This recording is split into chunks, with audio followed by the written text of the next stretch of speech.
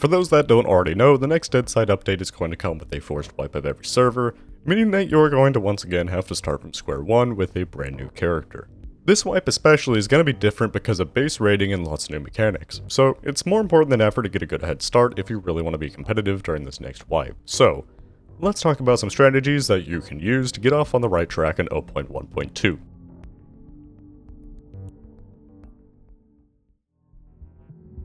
The first and most obvious one is just practice, but depending on how confident you are in the game, you can take this to many different levels.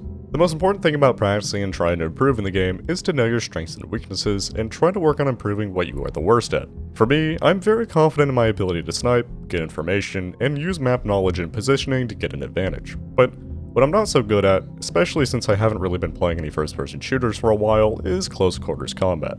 So what I did is I spent a day fighting other players in this 1v1 arena that you're going to be seeing in the background, just to get used to Deadsight's aiming and mechanics and movement again. This arena is on the WasteLand server, by the way, so if you want to use it to practice yourself, feel free, and if I'm on, I might just join you. Anyways, practice what you know you're bad at and what you know you're rusty at. This will help you a lot going into the wipe, that way you aren't super rusty going into it. But this is just general practice and you can really do this anytime, so let's get more specific and dive into other strategies that you can use while actually playing when the update hits. With the addition of base rating, group bases, and even more base mechanics that we don't know about yet, having good base looks like it's going to be very important for the endgame of Deadside. So, what I would suggest is to take a minute to explore the map and find good locations for a base. When finding a possible base location, there are four main things to consider. The first is the area around your base and what is there. You want to put your base in an area that you are familiar with, and also near a semi-decent loot area to get supplies or do loot runs. The last thing you'd want is to build your base pretty far away from where you are typically playing, and almost never use it just because it would take way too long to run over in the first place. So, say you run bunker a lot, you should probably put your base on the east side of the map then. Or, if you like to loot the southwest lighthouse a lot, put your base near there. Also, make sure the area you want to place your base down on the map is actually an area that the game allows you to place down a base, since a lot of the area on the map you're not even able to place one due to being close to a road, structure, and even sometimes other bases. The next thing to consider about your base's location is how defendable it is. Base rating is going to be online only, so it seems like, at least right now, you will have a decent chance to be able to defend your base from attackers. So, you're going to want to put your base in a spot that is easily defendable. Placing your base on near absolute high ground will give you excellent cover on your roof to defend your base from, and you won't have to worry about snipers pinning you down. Depending on the area, there might not be very much cover around for raiders to use, especially if you build in an open field. But when you're looking for a spot, just think of how you would raid your own base and what strategies you would use to do it. Then build in a spot that makes it as hard as possible to use those strategies. Really, all I'm saying is just don't build on the bottom of a ditch or a super wooded area with tons of trees and bush cover, because you're going to have a very hard time defending your base there. Also, consider the potential respawn points for raiders. Depending on where you construct your base, raiders might have a convenient respawn from a nearby town in order to try to get their dead body back. So either place your base in an area very far away from respawn points, like in the far north or far east, which will make it a lot harder for raiders to run all the way up there. You can also deal with this by placing your base too close to the town so that the raiders can't respawn there due to respawn radius. Either works. The third big thing to consider is wandering trader spawns. Eventually at your base, you're going to fill up on loot that you're going to want to sell, and being close to a wandering trader means that you can potentially get double the price for those items. Unfortunately, I don't have a map of potential trader spawns, at least not yet. I still see new ones every now and then because they spawn so rarely. But if you know a wandering trader spawns near an area you like, placing your base near there can be very profitable. Just make sure not to place your base too close to the wandering trader, because then it'll be unable to spawn. And finally, the last thing to consider is helicopter crashes and cargo drops. Having a base near areas you know lots of these spawn can provide a very convenient area to store loot, or even good cover to deal with enemies from. I would say this is probably the least important thing to consider because helis and cargo drops generally just spawn about everywhere, but knowing there's a cargo or heli near your base can still just be another little easy bit of profit.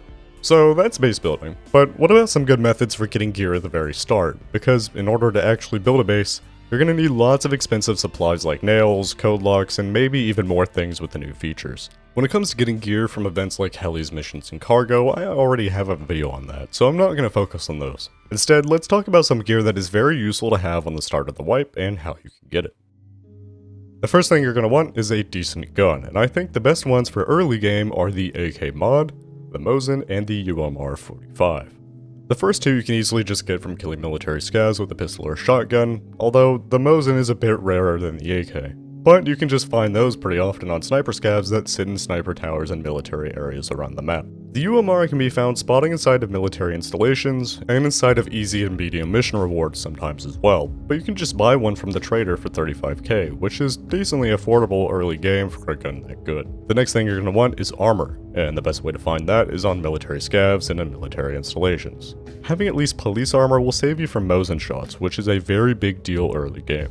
Helicopter crashes also spawn armor and backpacks decently well inside of the crate and on the scavs themselves, and they're also a great way to get full-size Mosins and RPKs, which you will see the helicopter guards using most often.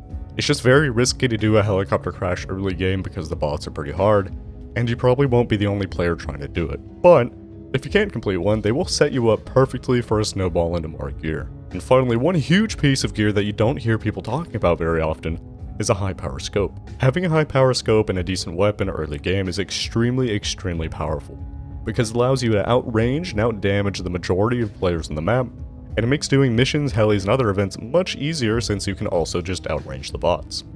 There are a few easy ways to get a good scope early game, and the best way to get one is on top of a lighthouse.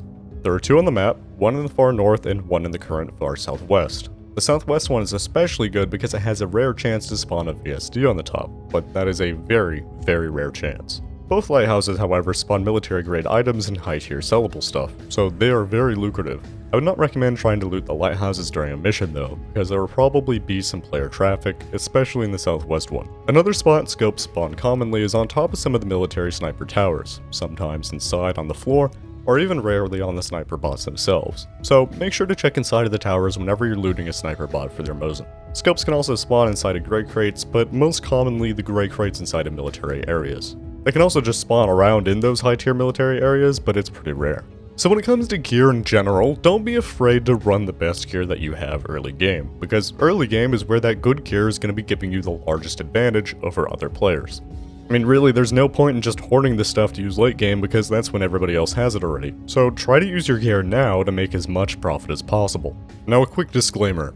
When the update hits, pretty much everything in this video is subject to change. Spawn locations for items and gear do change pretty often during updates, and all the information about bases in this video is just based on limited information about what we can expect from raiding. But like I said, there's more base mechanics that they haven't even told us about yet, and maybe even more things that might change the way the game is played during the wipe. So, pay attention to the update news in case something changes, so you can make changes to your wipe strategy as well. And if you want a good source for that news, you can always just subscribe to my channel.